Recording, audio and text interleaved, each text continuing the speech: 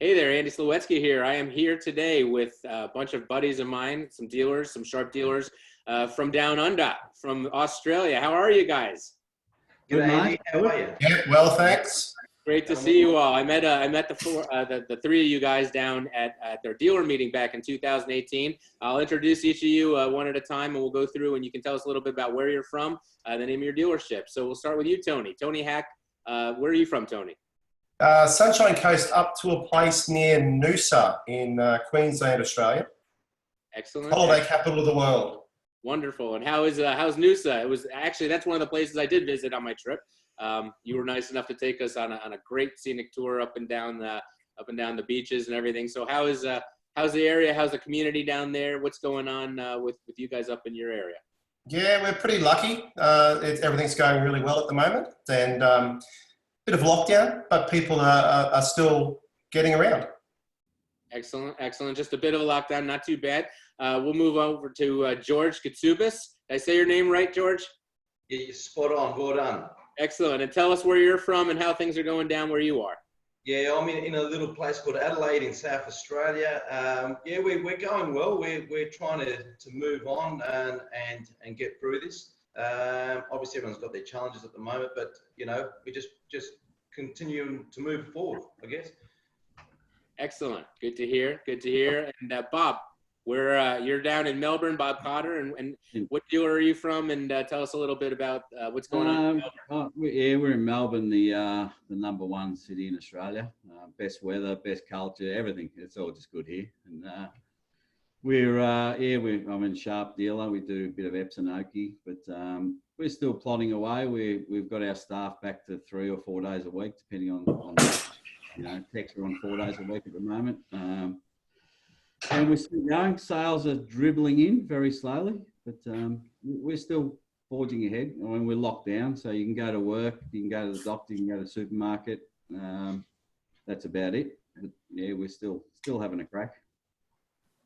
Well, it does sound kind of similar to what we're dealing with here in Western New York. We're a little bit down the road from New York City, so not quite as bad by any stretch as what they're dealing with. But you know, we are also in lockdown. The schools are closed here. They have been for quite a while now. You know, everything is pretty much shut, and it's just what they consider to be essential businesses. So that brings me to maybe some of the next conversation, and we'll go back to you, Tony. Essential businesses. Tell us about your essential business and what's going on with you and your, how are you keeping your people safe? Are your people remote? Are they coming into work at this point? How has it been in your community working, and what are you doing to help your customers right now? Yeah, strangely enough, technical service-wise, we've been pretty busy.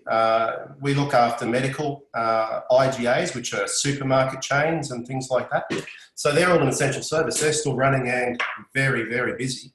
So the techs know they're on normal on the road. The sales guys know we've got them working from home and taking holidays. We've rostered everyone on to take holidays over the next 7 weeks to see if we can get through this period. When we come back, it should all be positive. I think it's going to bounce off the walls real hard when we come back from this. Well, hopefully people will be gearing up to get back to work. How about you, George? How is it down there with you guys and your customers? And are you doing anything special to help them? What are you seeing as far as different types of needs from them at this point versus, where we were maybe a month ago? Yeah, well, basically we're doing very similar to Tony and probably a lot of other people doing. As far as our staff go, the technicians, they are carrying masks with them. They're asking certain clients, there's certain things they should be concerned about. They're wearing gloves, they're disinfecting the machines. We don't have technicians seeing each other at the moment. We've isolated them from each other. So when they finish a service call, they actually go home, and home is what we call base at the moment. And then if there's any other service calls come out, then they're attending. So most of the staff here are working from home if they can. I choose to work from business, basically because I have 4 kids and I don't think I'll get much work done. So it's good to be here, but we're just doing the best we can, I guess, for the customers and the staff at the same time. Excellent. Good to hear. Good to hear. Glad to see you guys aren't just sitting still, but you're plowing forward. Same question back to you, over to you, Bob. What's going on up in in where you guys are in Melbourne, and what are you seeing from your customers and your great city down there? Yeah, much the same as the other boys. We've still got probably 90% of our staff in the office. We're fortunate we built a new building late last year. Fortunate and unfortunate because we've got to pay for it now through these tough times. But so we've got to start in. We've got a lot of toilets in the building, so we've even designated toilets. Everyone has their own toilet, and so we're trying to separate everybody, do all that. Technicians, same as yours, they stay out on the road. They don't come in the workshop. They just keep isolated. So if one of our techs goes down, they're not going to infect the rest of the staff. So doing things like that. Speaking to our customers, we're getting a lot of calls from customers wanting to put their payments on hold for 3 months or 6 months. So we're working through that with them, on a case by case. And, I think it's important we help our customers through this phase. So at the end of it, we support them now as much as we can. And then hopefully they're customers for life at the end of it. They appreciate what we've done. And so, yeah, we're running, and, revenue's obviously going to drop because we've got payments going on hold for 3 months or 6 months. So hopefully we get through. We're fortunate the government got passed through Parliament last night. So they're going to give every business $750 a week for every employee to keep them employed, which is going to be a massive help to us all to keep our staff on without losing any. So our goal is to get through the other end of this without losing any staff and be ready to go again. So that's a great, something that you guys are doing down there that we really haven't heard here from our government. We have a different take, which is also a pretty interesting way that we're actually giving each person, each taxpayer is getting, I guess, a check from the government, and rather than the businesses, the people are getting it. So just a different approach from two different parts of the world. We'll see. Hopefully they both work out well for the community. Yeah. All three of you have a common, a common brand you sell. Let's ask how the vendor support's been. Did hear, Sharp. I also think I heard Epson and some other brands. So let's go back to you, George, and your Sharp shirt. The vendors and the brands that you sell some of the most well-known, some of the best brands in the world. What's the support been like up top? Have you heard from these guys? Have you heard from them? And has there been anything that you need from them that maybe here's an opportunity for you to say and let them know? How's the support been from them? Yeah, well, I guess to be realistic and to be fair, they've got their own challenges as well. They're fighting the same fight at the moment, and I guess in a way that I don't see them as a bank to assist us. I see them as a partner. So we are talking and we're in discussion. They are contacting us and saying, is everything okay? What's happening?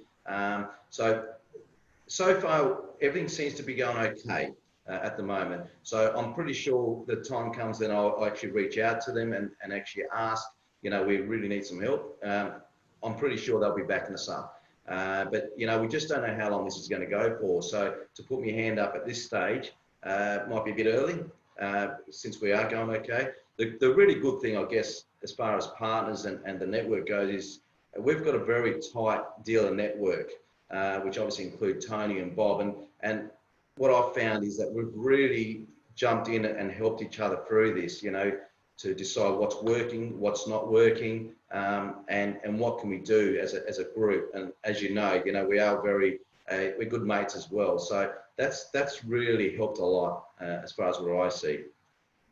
How about you, Bob? Look, Sharp. I mean, they're keeping in touch. Same with Epson and Oki. The dealer managers and senior management are touching base with us. But again, like George said, there's not a lot they can do. They can't come out and meet with our sales guys. Their hands are tied. I think they're all working from home pretty much. So I think their direct operations are all working from home. So they're touching base. But George said they're not a bank. We'll be treating them as a bank. We won't be paying them if we haven't got any money. So they'll have to suck it up a bit, but we'll see how we go. So far, we're paying our bills, but see how deep and hard this bites. And, we'll be talking to them if we need to and, maybe extend some terms or whatever. But, the key for everybody is that we all come out the other side.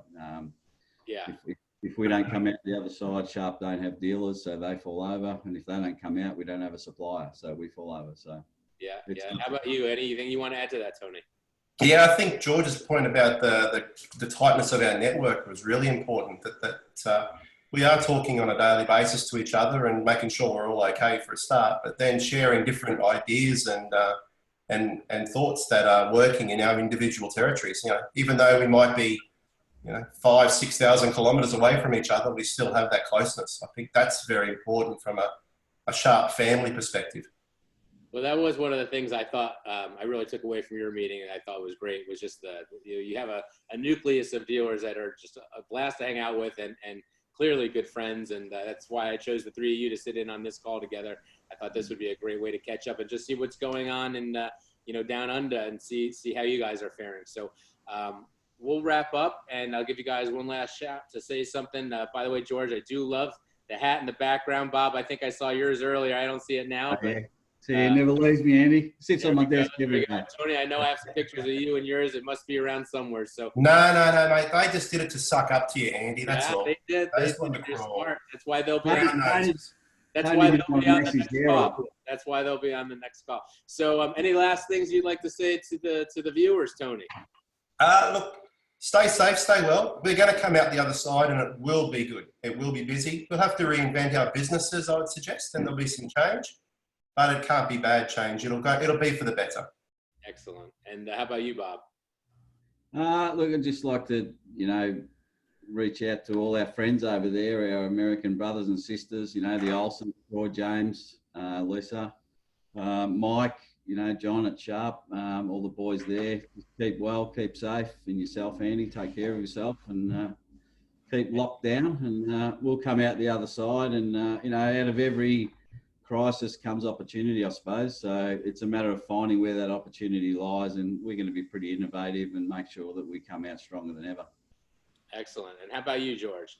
Yeah, well, I try to see it all as a positive thing in a negative sort of way. So we're taking advantage of doing things that we couldn't do before. Now it's quiet. So we're going to try and be stronger, and I know we're going to be stronger on the other side.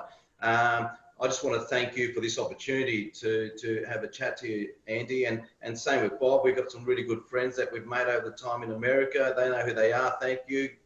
All the best to you, everyone, and to all your families, and have a great Easter. And you guys have a great Easter, happy Passover, all of that, and stay safe. And it was great catching up with you. One last quickie question for you, George. Do you have any Greek in you?